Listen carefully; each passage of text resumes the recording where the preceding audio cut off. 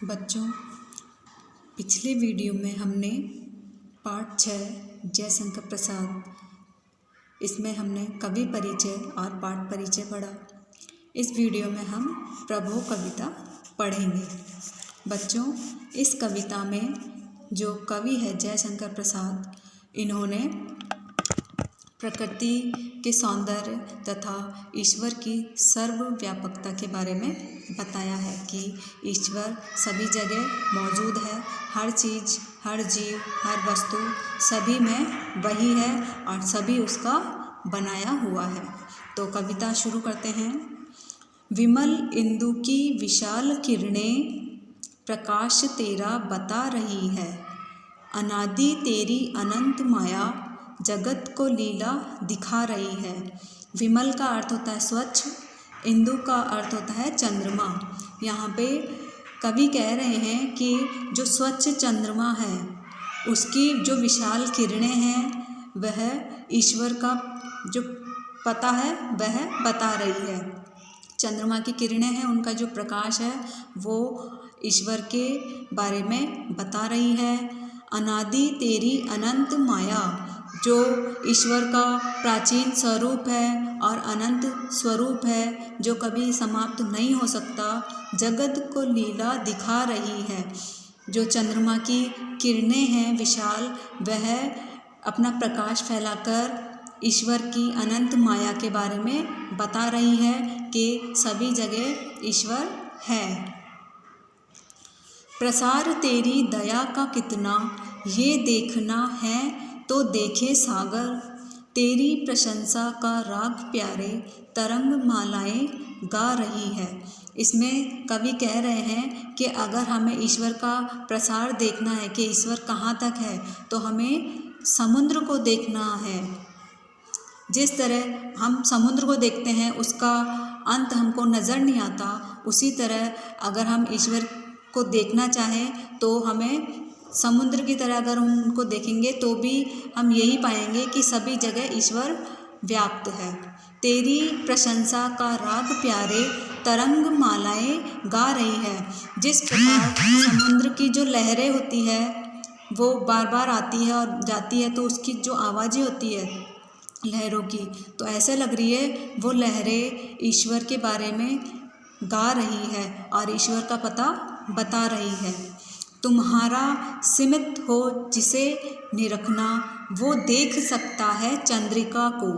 तुम्हारे हंसने की धुन में नदियाँ निनाद करती ही जा रही है। स्मित का अर्थ होता है हंसी, निरखना का अर्थ है देखना, चंद्रिका का अर्थ है चांदनी। कवि कह रहे हैं यदि हमें ईश्वर की मधुर मुस्कान देखनी है, तुम्हारा स्मित हो जिसे देखना, अगर ईश्वर की हंसी जिस किसी को भी देखनी है वो देख सकता है चंद्रिका को। तो ईश्वर की हंसी चांदनी को बताया गया है। जब रात में चांदनी हो जाती है तो ऐसे लग रहा होता है कि जैसे ईश्वर हंस रहे हो। तुम्हारे हंसने की धुन में नदियाँ निनाद करती ही जा रही है। और जब नदियाँ इधर उधर नदी का पानी चलता है तो जो आवाज़ आती है तो ऐसे लग रहा होता है कि ईश्वर हंस रहे हैं। विशाल मंदिर की यामिनी में जिसे देखना हो दीपमाला, तो तारका गण की ज्योति उसका पता अनूठा बता रही है। जिस प्रकार हम मंदिर में दिया जलाते हैं ईश्वर के सामने, उसी प्रकार यदि हमें ईश्वर के बारे में जानना है तो हम संसार रूपी विशाल मंदिर है उसके लिए यहाँ बताया गया है। और यामिनी कहते हैं रात को, दीपमाला मतलब दीपों की माला, तारकागण का अर्थ है तारे बहुत सारे, ज्योति का अर्थ है प्रकाश, अनूठा का अर्थ है अनोखा। तो कवि कह रहे हैं जिस तरह हम मंदिर में दिया जलाते हैं ईश्वर के सामने, और उसी प्रकार जो विशाल संसार है उसे मंदिर के रूप में बताया गया है। और रात्रि में जब हम दिया जलाते हैं, उसी प्रकार संसार रूपी विशाल मंदिर में रात्रि के समय जब तारे टिमटिमाते हैं एक साथ, तो ऐसा लगता है सभी तारे संसार रूपी विशाल मंदिर में आपकी स्तुति कर रहे हो और आपका गान कर रहे हो। तो इस संसार को मंदिर और तारकागण को दीपमाला बताया गया है।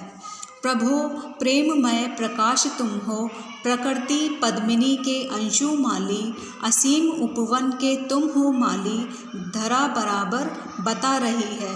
हे ईश्वर, अगर हमें प्रकृति को देखे, प्रकृति की सुंदरता देखे, उस सुंदरता का कारण भी आप ही हो, क्योंकि प्रकृति को सुंदर और संभाल कर रखने वाले माली भी आप ही हो, और इस उपवन को भी खूबसूरत बनाने वाले भी आप ही हो, इस धरती को सुंदर बनाने वाले भी आप ही हो। जो तेरी होवे दया निधि, तो पूर्ण होता ही है मनोरथ, सभी ये कहते पुकार करके, यही तो आशा दिला रही है। होवे मतलब होना, दया निधि मतलब दया करने वाले ईश्वर, मनोरथ का अर्थ है इच्छा। इसमें कवि कह रहे हैं कि अगर हे ईश्वर आपकी अगर दया हो तो हर मनुष्य का मनोरथ इच्छा पूरी जरूर होती है। तो सभी आपको पुकार रहे हैं और सभी के मन में आशा है कि आप सबके मनोरथ पूरे करें। तो हे ईश्वर, आप सभी जगह व्याप्त हैं। कवि कहते हैं कि जो ईश्वर है सर्वव्यापी है, सर्वशक्तिमान है। चंद्रमा की किरणें, सूर्य का प्रकाश, समुद्र की लहरें, समुद्र का विस्तार और नदियों की कलकल और तारों की जो दीपमालाएं हैं रात्रि में, और जो आकाश है उसमें, प्रकृति की सुंदरता में, सभी जगह आप विद्यमान हैं और आप ही सबके मनोरथ को पूरा करने वाले हैं। तो बच्चों, इस कविता से हमने सीखा कि प्रकृति में सब कुछ ईश्वर का ही बनाया हुआ है, उसी के द्वारा शुरू किया गया है, उसी के द्वारा समाप्त होता है। सभी जगह वही विद्यमान है, वही सर्वव्यापक और शक्तिमान है। और इस कविता में जो कवि है उन्होंने खड़ी बोली का प्रयोग किया है। तत्समयी और गंभीर भाषा ने कविता को अद्भुत अभिव्यंजना सौष्ठव से युक्त कर दिया है, और लयात्मकता, सरसता और मौलिकता की दृष्टि से भी ये कविता उत्तम कोटि की है। तो बच्चों, पाठ 6 कविता प्रभो यहाँ पे हमारी समाप्त होती है। हमारा चैप्टर पूरा हो गया है।